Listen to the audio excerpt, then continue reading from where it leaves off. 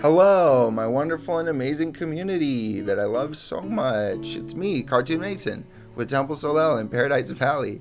Shalom, shalom, shalom, hello. Yes, fine, shalom, shalom. Community, or Kehillah in Hebrew, is arguably the entire reason why we have the Torah, which tells us how to deal with other people. In Bereshit 2:18, it is said that it's not good for a person to be alone. And while I'm sure we can all relate to this, I would like to share a true story told by Rabbi Evan Moffic that illustrates how transformational the power of community can really be.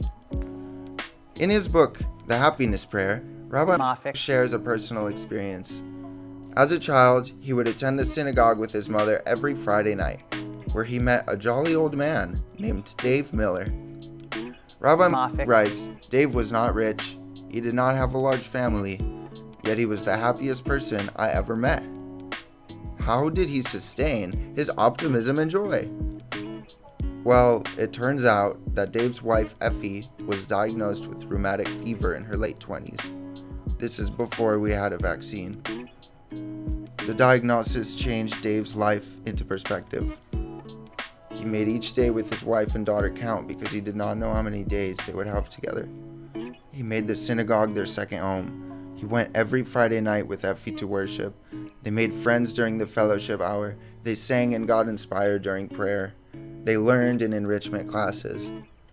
When Effie entered the hospital for the last time, she was never alone. Members of the synagogue constantly came to visit. They brought over meals for Dave. One friend even came and blew the shofar for the Jewish New Year. When she died, the community filled the sanctuary for her funeral service. They told Dave what she meant to them. They told him how lucky they felt to have been able to be there with the two of them through her illness and her death. Dave told Rabbi Moffic that he would not be alive today had it not been for this community. They were people he could count on, and he wanted to be that kind of person. Since he knew the fragility of life, he determined to continue to live each day to the fullest. Dave was able to live out the remainder of his days happily, surrounded by his loving community. And while I may have never gotten the chance to meet Dave Miller in person, I am proud to be a part of the same community that served him and all of our ancestors for thousands of years. Thank you to Rabbi Evan Moffic for sharing Dave's story in his great book, The Happiness Prayer. You should check it out if you like happiness or prayers.